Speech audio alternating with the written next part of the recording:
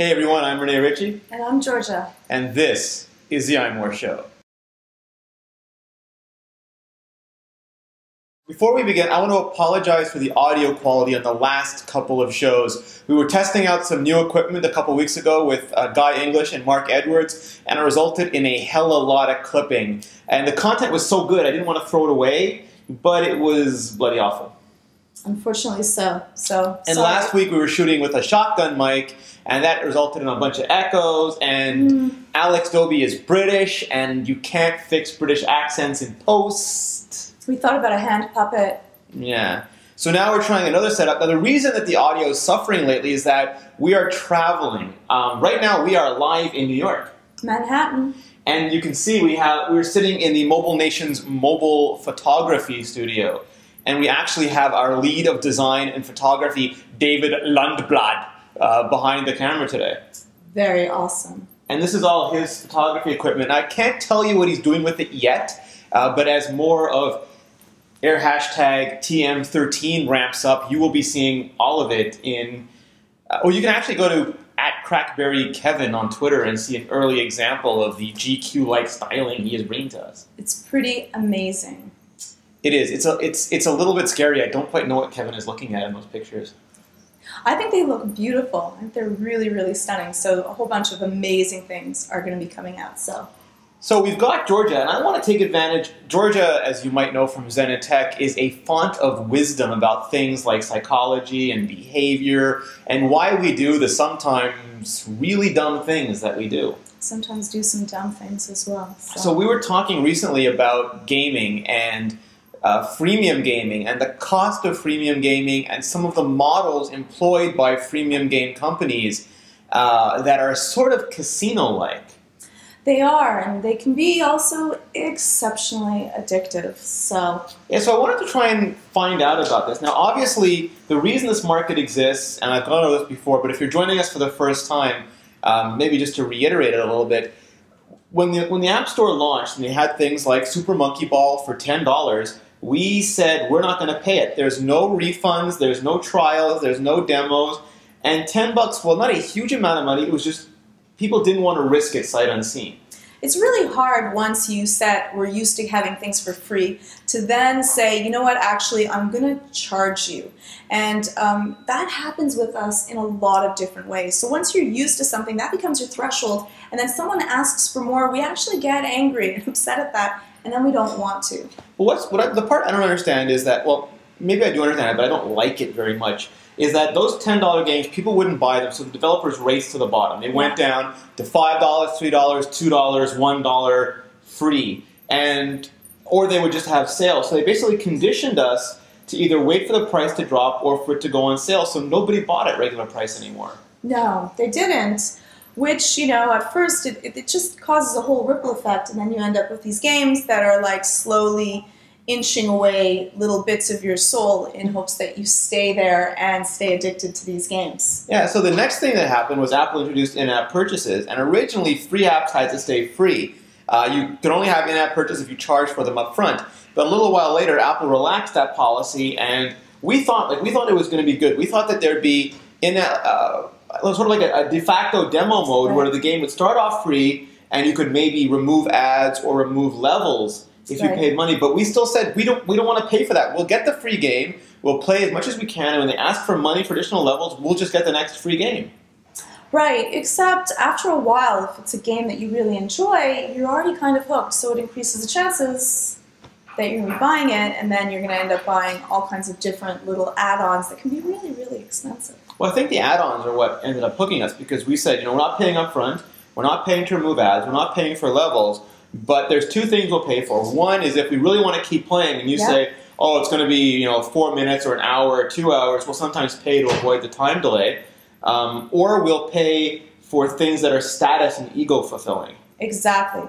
So what ends up happening is that if we want to continue to get our addiction, which we'll talk about in a second of why that works that way, so we want to keep on playing and we're willing to hash down another $1, $2, something that's low, just to get a few more levels of the game. I am paying $99 in Smurf berries just to get a better looking hut than you. And I know I keep harping on the Smurf berries because that is the most classic example. But it's true. I will do the exact same thing. I happen to like the idea of having some different type of status. So I would spend the money so that my character in the game looks better than your character in the game. Yeah. And I feel elite because of that. And this isn't new, right? I mean, for a long time there were massively multiplayer online games where you could get a special cloak or a special sword if you spent the time, but people kind of finagled ways of, there's all the gold digging stuff, people would finagle ways to get special items. Oh yeah, I remember the first time I was playing a EverQuest and I lost my white robe. I was devastated by that. So yes, we will pay in order to seem better than the other virtual characters that are on the game. And the problem with this is that not all types of games are well suited for that kind of monetization, which means that developers start making the kinds of games that are suited for it. And you have some developers who try to be really good guys or really good girls and make games that are fun but are enhanced with in-app purchases. But I think where it becomes problematic is where certain companies take on that casino-like philosophy and just want to drain you of every single nickel and dime in-app purchase they possibly can. Right, which I would think that usually I'm pretty good about, but I'm busy playing Candy Crush, and every 15 levels, I have to spend 99 cents. Or spam your Facebook followers. Or spam my followers, which I will not do, or buy a special power-up in order to pass this level that I've been waiting for 2 weeks to do. I've done that once, but it was only a 99 cent. I didn't feel so what made you go for the purchase? Well, can I go through a little bit of what the psychology actually is in the first place that makes a game addicting in the first place? So one is our dopamine system. So if we have a game that makes us feel competent, so it's not too hard to play. If you feel incompetent during a game, odds are you're not going to keep playing. You get frustrated, you'll put it down, you might smash your phone. You might smash your phone a few times. Yeah. I've had those experiences, but odds are you're going to stop playing the game. So a game that makes you feel good and isn't too hard and has a off-on type of reward system, and I'm going to talk a little bit about what that means. Our dopamine system is the system that in our brain, our neurotransmitters that make us feel good. And we feel best for an off-on type of system. So if every time they did studies on this with chickens, so a chicken could press a button and get a little food pellet. So every time I pressed the button, it got the food pellet. It was fine, it understood. If it stopped pressing the little food pellet, and if it pressed the little food pellet and nothing came out, it would be like, okay, I'd learned to give up. But if, every, like the casino effect, every 3 times it would get a food pellet or every 10 times. Something random like that. It ended up happening that chicken would be pressing that button like wild. Our dopamine system becomes addicted to it and is just thinking that one more tap might cause that food pellet to come down. You have uncertainty and you just never know when the next reward will happen. Which makes the reward more worthwhile toward dopamine centers. So we actually get a bigger hit when we see the little tiny pellet come down, which is exactly that casino effect. It makes our dopamine system go wild. And they've done this with rats where they'll get actually a shot of dopamine and they will do that instead of eating, which you can often see with people that are gamers, that they will not go to work, not That's the old see joke, their right? Sun girlfriends. goes down, sun comes up, they're still gaming. And they're still gaming. Yes, I might have had that happen to me. Or the Big Bang Theory with Penny, where she just kind of sat there for days.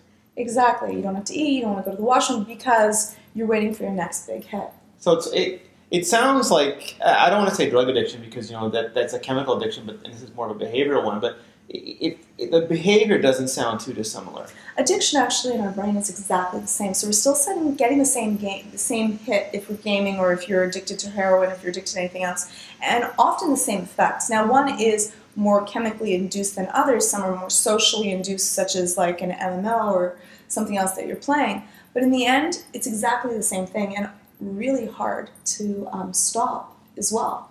So that was actually interesting. So you have games like Candy Crush where it's a one-person game, you're playing it, you're achieving rewards, and it's giving you a sense of achievement and satisfaction. Right. And then you have games that have that sense, like you can still get that awesome sword, that awesome robe, but you also have the social element. And some people say, like, I'm letting my team down, or you want to be the leader of the team, and there's all these other sort of reinforcements that go into the same psychology. Exactly. So if you have a hard time, and there's a lot of risk in doing actual social interactions with people. There's a lot of risk in life. It's not guaranteed.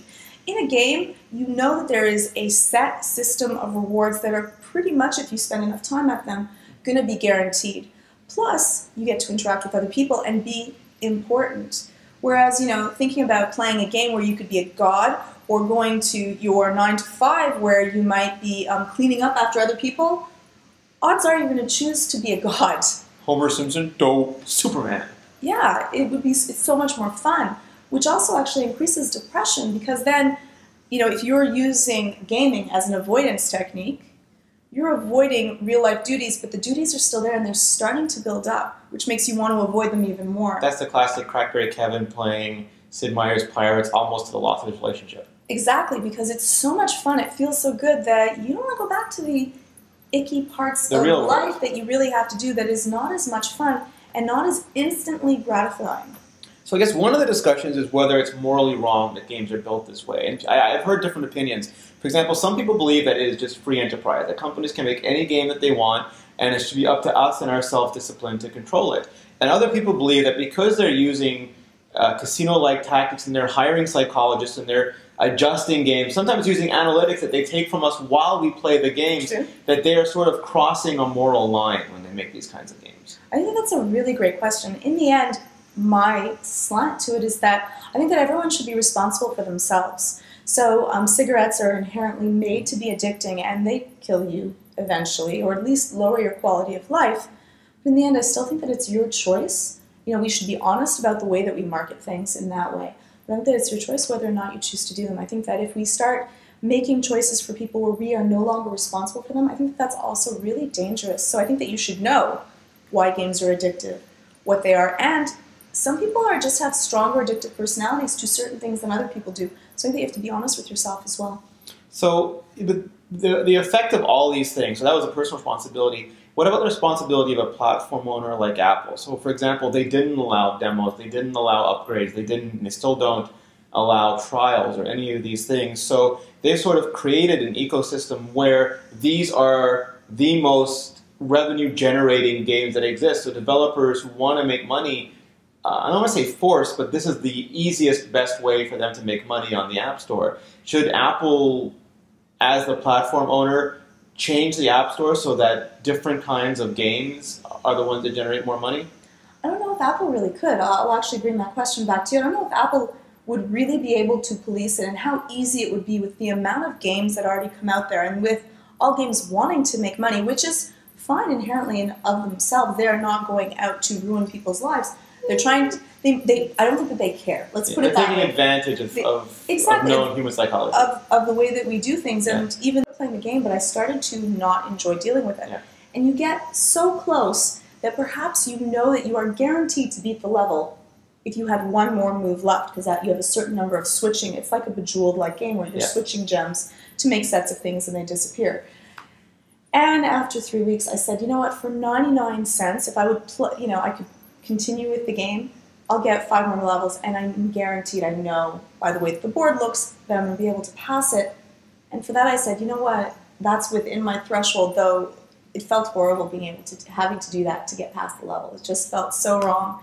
I remember, I forget which one it was. It was an early Njimoko game when Freemium was just starting to be kind of, I forget if the one where you had to build your own planet, or if it was the one where it was the Earth defense game. Yes, you forage, you build defenses, and then you fight off other people. And it took so long to get gold. I was just like, frick, I'll throw $20 at this, and because I had to review it, and I could go much further, and it would look much more impressive in my review and stuff like that. And it was and it was very easy because it just didn't seem real. Like the in-app purchase didn't seem as intimidating as the upfront purchase because I had the basic idea of the game by then. Right. Well, it's kind of the foot and door syndrome, so that salespeople work. I wouldn't have actually even played Candy Crush. I've probably spent about $15 playing Candy Crush because I spend 99 cents because I don't have Facebook and I won't ask people to join in order to get the next set of levels. So I spend 99 cents to do it. So I probably spent about $15 playing the game, which I would have never even started playing if they had said that up front.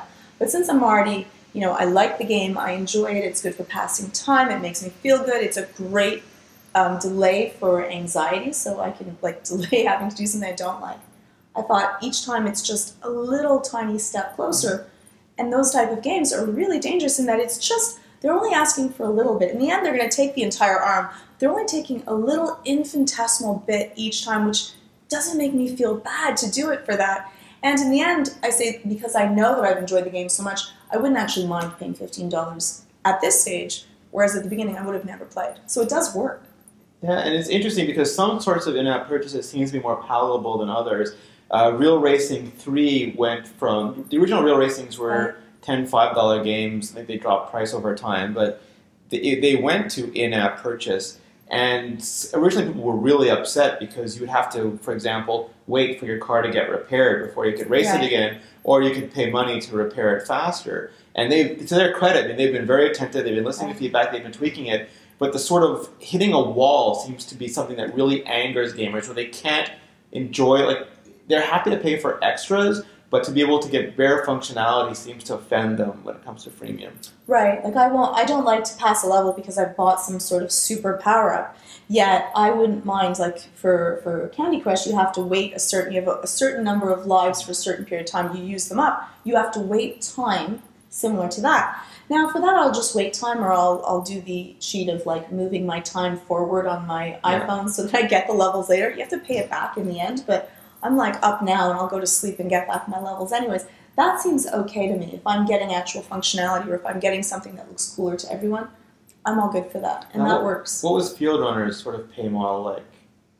For Field Runners, I just paid for the game, and it was a very small choice. So I think it was like $2.99 for Field Runners, which is fine because I know I absolutely adore the game. I would probably pay more for it because I think it's a really quality game, and I never bought anything.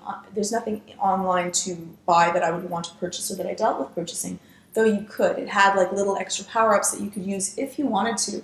But I think that the fun for me for Field Runners was that, and any tower defense game, is that I like to try to do it as difficult as it is possible. So for that, it didn't work for me, but I think that I'm more Scottish than others, and so it offends me. It offends you to pay those. So it seems like this is a model that's not going to go away. It's just given the circumstances of the App Store and given the nature of human beings, it's almost like a perfect storm, but the destructive kind of storms. It's just this is the way the developers can make the most money off of people, given the way Apple is choosing to run the store now. Yeah. So how do people sort of keep? I mean, there was that famous case of the police officer in England whose son paid $1,000 in that purchase, and now he's trying to charge his son with a crime or something. How do we kind of keep control of these incremental? There's nothing big, because big things scare us and we think about it and we're hesitant, but incremental small things seem to get us. Exactly, and there's a huge fallout of effect that happens when if you become addicted to mobile games, if you use them too much. It actually does change our own brain's reward system, which can be exceptionally dangerous for the way that we interact with the world.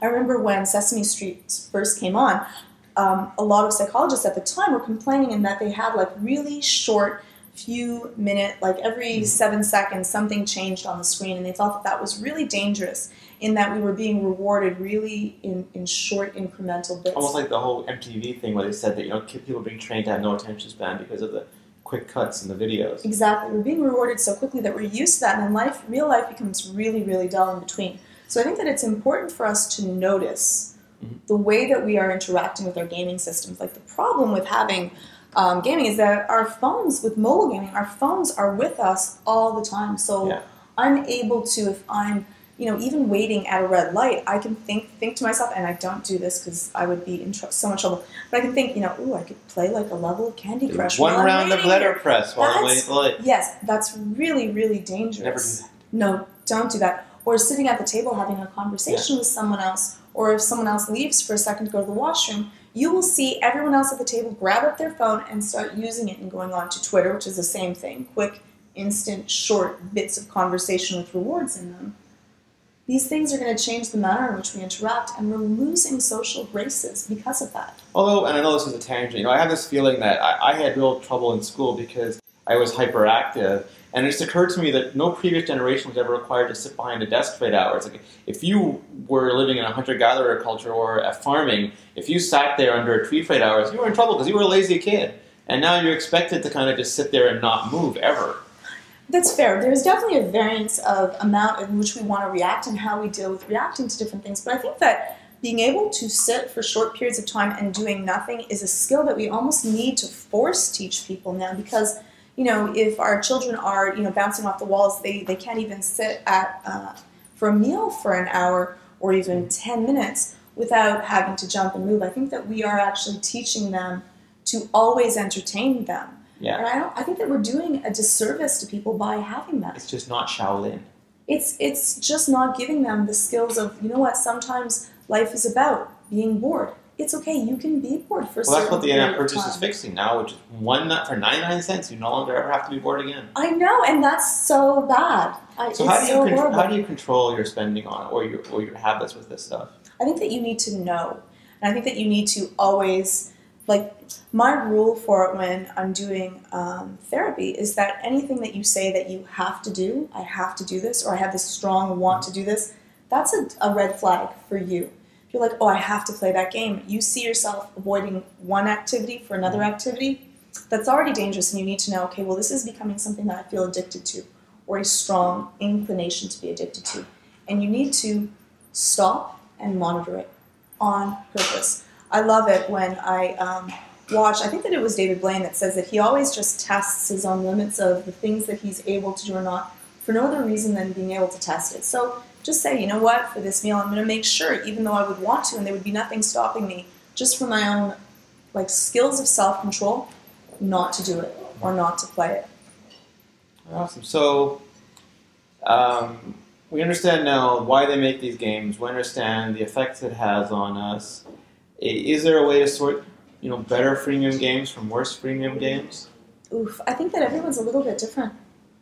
Like, I think that some people deal with freemium games in one way. I think that the games that are really, really quick, off, on, and highly addictive are the ones that are like really small, short rewards, and they're an off-on system in between, so you don't really know when you're going to get the reward. I think that those are the ones that are going to be the most dangerous, especially the ones that are closer to bells and whistles that you get from it, so like gambling games. I think that those ones are actually really dangerous in that they're teaching you a skill that in the long run, you'll actually feel good and comfortable with playing poker for, and that's why a lot of, say, poker sites have these free places that kind of go underneath the system because you're not really gaining with money, but they are teaching you that, touching the fire and you won't get burned. And so then they say, here's the real fire, and you feel so comfortable with it that it doesn't seem dangerous. And then you're going to end up going down to it. And so they have a lot of feeder sites for real gambling. And it can start a lot of real addiction because of that. So would you like to see Apple maybe start a second app store that's premium where you have $10 or $20 games and maybe you can demo or trial them and they're not sitting side by side with cheaper free games of dubious quality, but they have almost like an even more curated boutique within a boutique? I think that would be great. I would love to see games that are more expensive that we spend the money towards, but that we are paying developers for making real quality games that are also in-depth. I would love to see games like BioShock or any other like really in-depth games where we can play against other people. I think that would be enjoyable to a lot of people out there. So what I'd like to know is, we will pay $5 for a cup of coffee, something that's disposable, that'll be gone in 5 minutes, but we won't pay $1 for a game, which might give us, hours or days of fun. We'll pay $10, $15 for a movie that's done in 2 hours, but we won't pay $1 for a game. Right, well, I think that it's something that has to do with the difference between intrinsic versus extrinsic motivation. So say that you have a whole bunch of kids that are playing on your front yard and you can't stand them and you just want them to leave. So how do you get rid of them? I yell, "Get off my lawn!"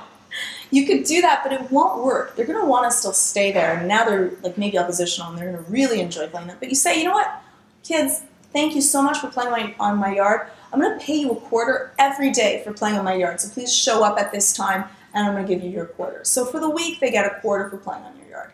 And then the next week you say, you know what, I'm sorry, it's only $1. And they're like, wait, what do you mean $1? I was being paid $0.25 right now. And then after that week, you say, you know what, I'm sorry, I can't afford to pay you anymore. Those kids are going to be really bent out of shape and never play on your yard again. I understand. Okay, so that's fine. So maybe the quality of games on mobile aren't as good or as deep or as big as they were on platform. But we were used to paying $30, $50, $60 for platform games. And again, these are $1. We won't pay it. I don't know why. Well, I think that iTunes actually had something to do with that. We were used to paying for something that was small, something that we didn't consider as great. Like music.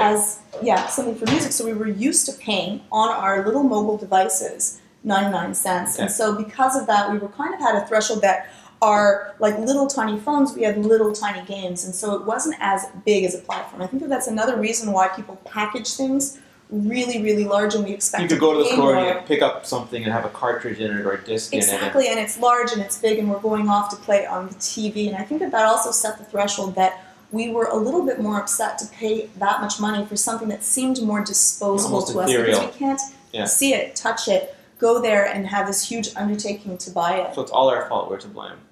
A little bit. All right. So, Georgia, thank you very much. You're welcome. Before we finish, again, I mentioned at the beginning, we are in New York for hashtag TM13. TM13. Across the room from me is the one and only CrackBerry Kevin Michaluk. Let's make some room for him. I'm now between you guys. So You always come between I us. covered that distance quickly. I Cheetah. didn't give you your toilet flushing this time. No toilet flushing at all. So Greetings. why are we in New York, Kevin? Why Where am I supposed to look? Like here, you. You can look at We've been looking everywhere. We don't Yeah. know. So what Should are I we doing? fluid my teeth? Nice. I wish I was more cameragenic. Is that a word? Yes, photogenic. No. I think you Okay, are. cameragenic. You are Okay. cameragenic. Make love to that camera and tell us I why saw we're your here. beautiful photo on Twitter. Okay. It looks really good. Thank you. Yeah, you should check it out. What are we talking about? Why we're in New York? Why are we in New York? Well, we flew here. That's how we got into New York. That's not why we're here. Got it. We are here for hashtag TM13. Yes. We can't say yet what it stands for. I mean, we could if we wanted to. Nothing would really happen. No one watches this We're show. just being jerks, and we're like trying to like prolong the guessing for a few more weeks, maybe. Yeah. We're building the excitement. But essentially, what we're doing is something we've been wanting to do for a long time, which is revisit our smartphone round robins of the past. Which, for those who don't know what that means, essentially, we have our websites that we run 52 weeks of the year. We cover the iOS beat, the BlackBerry beat, the Android beat, the Windows Phone beat. I've heard of those platforms. I've heard of all of them. And, in the past what we did is we took like a week off or 2 weeks off, and we kind of said, okay, let's stop what we're doing, get together, take the platform champion hats off, take the fanboy hats off, and just engage in some good old-fashioned smartphone, debate and community and stuff like that. So that's what we're doing with TM13 again. We're building on what we did in the past. You guys have been asking us for years to redo this. Every day for years. But now it's like we kind of have to up our game because it's been a few years. Yeah. So that's what we're doing. And the problem is, all of our writers are all over the world. So it makes it really hard to do this kind of content. Yeah. So what we did is we said, okay, let's get to New York for a week and pre-record and pre-produce a bunch of the content we're going to need on the websites for weeks and months to come. So that was last week. It was freaking ridiculous. Yeah, I saw pictures of you with Callie Lewis and John P. Amazing. Callie Lewis and John P Amazing. are our special hosts for this round. They are as sweet in person. They're as they are on amazing. camera. Oh my gosh. They're amazing and much needed because if we didn't have them, we would still be recording like the first day's episode. We'd just be fisticuffs.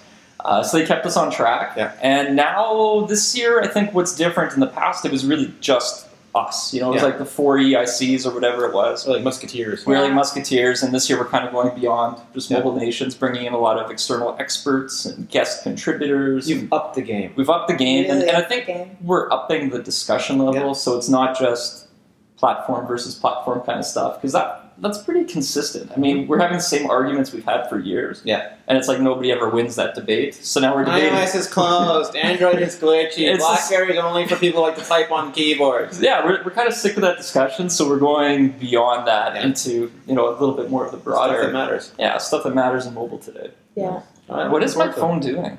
It's a keyboard phone. I have no idea. If you're hearing this on the talking. microphone, I dialed my voicemail. It's just been like, talking. It's been talking the entire time. I'm sorry. It's chatting. okay. So yeah, So that's stay it. tuned. Stay tuned. Stay tuned. Hashtag TM13. So how do they- Hashtag TM13 for now. I mean, basically just keep visiting this. Twitter, Google+. Keep visiting YouTube, iMore, and one day iMore. you're going to see like, boom, it's here. So in the meantime, it's just a tease. Nice. But it's fun. Tease Mobile. CrackBerry Kevin, 13. thank you so much. Where can they find out more about you? CrackBerry.com. CrackBerry Kevin on Twitter. Awesome. I've updated my profile pic with this really like professional looking one. It which looks is, We talked about it. I have pro. no idea what you're looking at, but it looks impressive. yeah, it's just like, it's my future board of directors. What do you think Okay. over That's BlackBerry? it. Just some company. It doesn't really matter. Whoever offers me a board of directors job, I have the photo you've been waiting for. So if you run the Lancaster, Pennsylvania cheese factory and you need a new chairman, I'm in. I do love Kevin. cheese. It's Kevin.